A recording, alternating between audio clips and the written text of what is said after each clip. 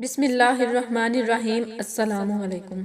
بنی اسرائیل میں ایک ایسا آدمی تھا جس کے ہاں اولاد نہیں ہوتی تھی۔ جب بھی وہ گھر سے نکلتا کسی لڑکے کو دیکھتا تو اس کو دھوکہ دے کر اپنے گھر میں لاتا اور قتل کر دیتا اور اپنے مکان کے تہ خانے میں دفن کر دیتا۔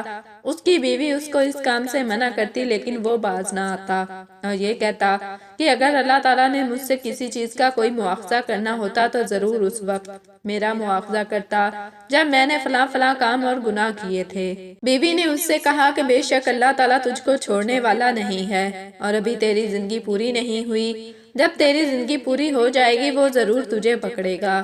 ایک دن وہ بے اولاد شخص گھر سے نکلا تو اس نے دو لڑکے دیکھے، وہ دونوں بھائی تھے، ان کے بدن پر قیمتی لباس تھا۔ اس نے ان دونوں کو دھوکہ دیا اور اپنے گھر لا کر ان کو قتل کر دیا اور اپنے مکان کے تہ خانے میں دفن کر دیا۔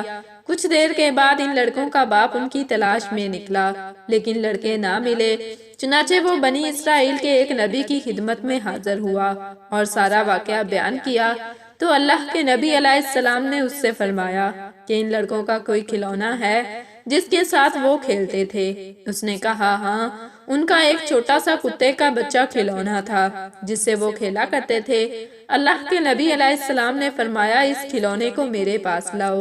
چنانچہ وہ لایا گیا تو نبی علیہ السلام نے اپنی مہر کو اس کھلونے کی آنکھوں کے درمیان لگا کر چھوڑ دیا اور اس شخص سے کہا کہ تم اس کے پیچھے جاؤ اور دیکھو بنی اسرائیل کے جس گھر میں یہ داخل ہوگا اس میں تیرے لڑکے ہوں گے۔ چنانچہ وہ کھلونا چل پڑا اور بنی اسرائیل کے گھروں کے اندر گھنے لگا لوگ بھی ان کے پیچھے پیچھے گھروں کے اندر گھسنے لگے۔ بلاخر وہ ایک گھر میں داخل ہوا اور ایک جگہ پر جا کر اپنی دم ہلانے لگا اور زمین کھودنے لگا۔